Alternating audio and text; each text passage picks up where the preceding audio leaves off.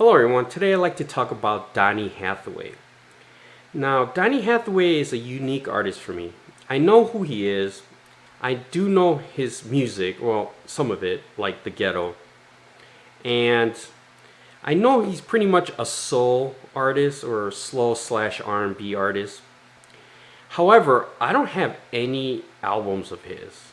I might have a song like The Ghetto in a compilation with other artists, but nothing for the longest time, nothing in my collection from Donny Hathaway.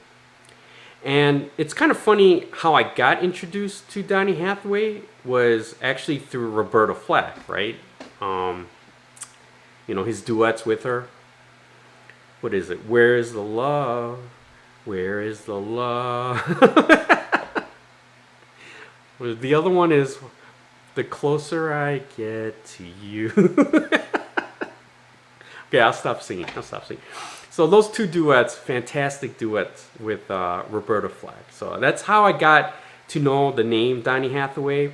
And then later on, I did hear some of his songs. The thing with Donny Hathaway, his career kind of tragically ended when he passed away. Like, I would say not even to his height of his peak yet. But that's why probably there's not much output of his stuff, and it's hard to find, especially back then as a kid, trying to find, music around. I hardly find anything Donny Hathaway. But anyway, so Donny Hathaway, the reason why I want to discuss this is this album that I got, say, like right before the pandemic, and it's on vinyl. It's called Donny Hathaway Live. Okay. Remember this cover. Okay. Now, the reason why I'm bringing this up is this. I recently did a video on the Association Live and how not to make a live album. Well, I finally want to get to the exact opposite. This is how you want to make a live album. To me, this quite possibly is my favorite live album of all time. Now, I've listened to a lot of live albums from many different artists, and I've watched a lot of live concerts, mainly if it's back pre-90s or something like that, it would have to be popular artists. Otherwise, from 90s on, pretty much all types of genres. Talking about alternative rock, hip-hop, R&B, heck, even some country, things like that. So I've listened to quite a bit and watched quite a bit, and nothing really stands out to this album. Now, I know most people, when they say live albums, this would be their GOAT, or the greatest of all time. And I talked about this in a different video, Frampton Comes Alive. No doubt this is an elite live album. And many people would kind of, when they think of live albums, the first thing would think of is Frampton Comes Alive. Understandably. But for me, for live albums, I think really nothing comes close to this, period. Even Frampton Comes Alive. Now, they're different genres, and I think the venues are a bit different too, where Frampton Comes Alive is, I think it's a larger venue. This is, there's two sides, obviously, to this vinyl, but one side was recorded at the Troubadour, I think, in Hollywood, and the other was at Bitter End, New York. So two different venues, and I think they're much smaller venues than like a Frampton Comes Alive concert or something like that. So, but it doesn't matter. Now, what makes this live album to me the best?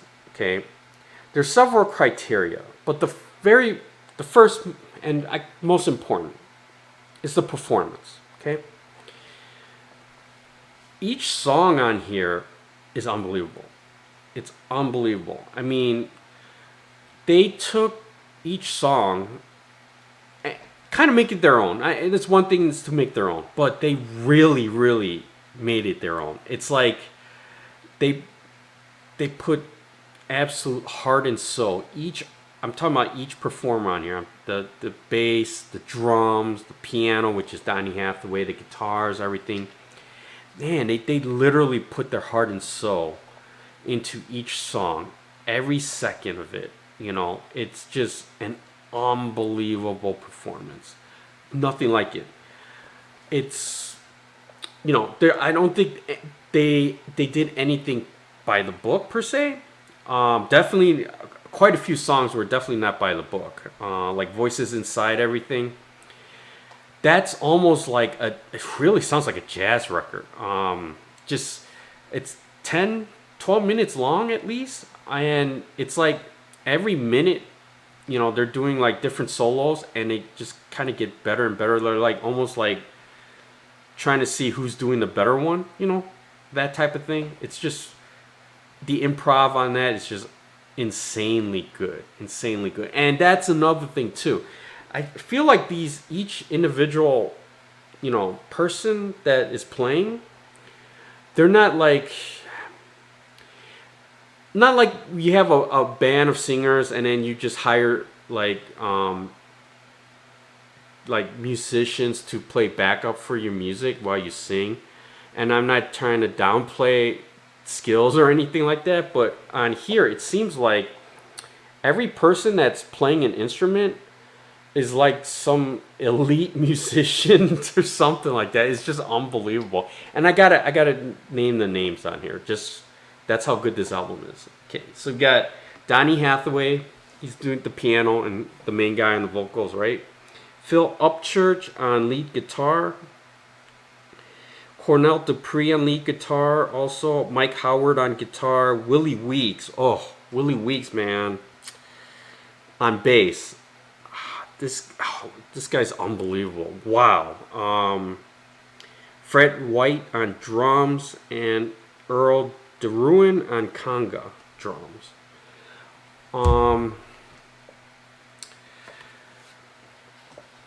I gotta mention these names because I don't know exactly from a musicianship, like, who they are or where they are in from that time. I've never heard of them, but they're just unbelievably good on this. It's just wow. They make the music go, really. I mean, it's just not just Donny Hathaway. Donny Hathaway is just fantastic, but everyone playing along is just unbelievable. Like I said, this is almost like a jazz album. Maybe you would consider it like a soul jazz, if there's a genre like that. I'm not exactly sure, but it is each song, again, everyone's put their heart and soul into it. You can tell immediately. And there's a lot of creativity, improvisation, things like that. It's just, they really made each song their own, but not only their own, it is good. I mean, every song is good in their own right, okay? So number one, performance. Top notch. Never heard anything like that. In contrast with Association live album, they, as I mentioned in the other video, they pretty much went by the book. I mean, every song on there doesn't really, it sounds like basically follows how their studio versions go. But what makes it bad is the performance wasn't as good, vocals weren't good, and these are supposed to be their strengths, right? This is the Association. They're known for their multi-part harmonies and so forth. And I didn't even think that was good. And that's what made that, part of the reason why I made that live album really ass to me. I don't know a better way to explain it. That's just a really bad album. This is, again, the opposite, the exact opposite. Each song, already good by itself, they made it better, it seems like, okay? The second biggest thing, and it's hard not to notice, first of all, on this album. And second of all, it's hard to try to notice on other live albums. and that is the audience. Okay, audience participation, to be specific. Now, you can tell when you're listening to this album, you can tell immediately the audience was so into this. You're so into it. And it's because of the music. It's because of the music, because of the performance, because of the arrangements, because of the musicianship, everything combined. You can immediately tell the audience was into this. No doubt about it. No doubt about it. I mean, they were singing along, humming along on practically every song. My favorite on this album is You've Got a Friend.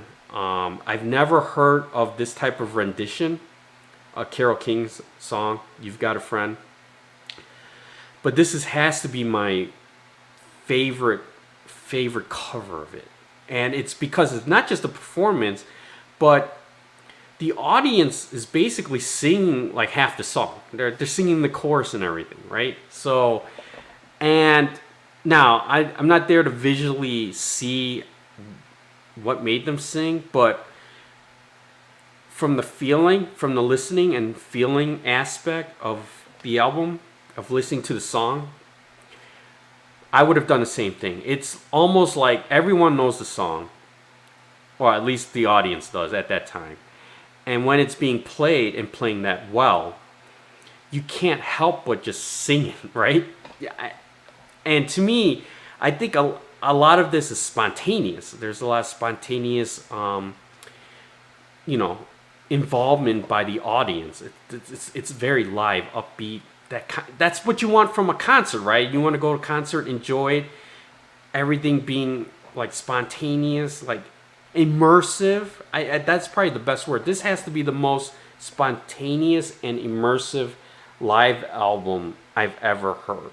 Okay, and this involves the crowd.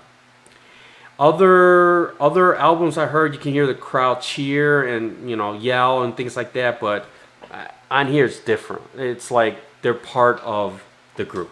Okay, that's how good it is. You listen to it and you feel like you're almost there. Actually, I do. I feel like I'm there, listening to it, enjoying it, singing along with the crowd, because it's just that good. The performance forces you to want to join in. It's just so good, right?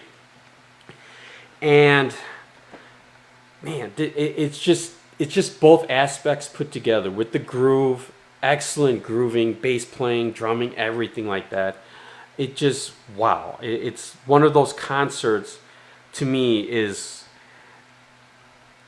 I would basically pay my life savings or something just to witness or experience a concert like this live. I mean, it's just that good. On the other hand, I'm going to contrast again to the Association Live album, where there's audience participation, but it's more like they pause, the Association. They kind of pause and start talking. And that's how the audience kind of gets involved. Even though they don't even do anything, they might laugh or something like that. But I guess it's kind of their way of getting the audience involved with the concert. And to me, there's different ways to do it. And there's, I guess, no wrong way. But to me, it's more force to get the audience involved.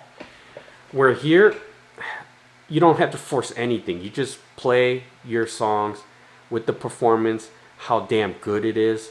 The audience would join no matter what, right? And that's what makes this live album special. It is so good. Again, I consider this the best live album ever, okay? Ever recorded.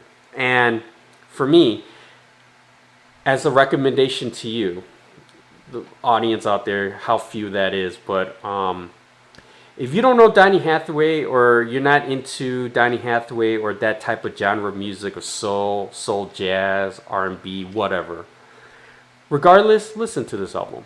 Just listen to it front and back. Just give it one chance. Again, to me, this is how you would make a live album. And if there's musicians out there, artists out there that plan on doing concerts or something like that, or just starting out and trying to do a live, small live group or something like that, just to get going, I would listen to this as a blueprint of how you would do it. Now, I'm pretty sure a lot of these things, they might not turn out this way, but this is how you would want to at least try. This is, to me, the the grail of doing a live performance. Okay, and if anything, to me, this is the live album you must listen to before you die, hands down. Before you die, you must listen to this. Now, I know these are hard to get or they're expensive online. If you can, try to listen on YouTube and listen it in order, front to back, and just sit and relax. And I think you'll understand it. Turn it loud, or at least try to feel like you're in a concert or something like that, and just listen along. I think you'll agree with me. You may not agree with as being the best live album of all time, but I think you'll agree with me no matter what, that this is an excellent performance by Donny Hathaway and the band members on this. So give this a shot. Highly recommend. Definitely, in my book, the best live album of all time, and something you must listen to before you die. All right, that's all I've got to say. Thanks. Bye.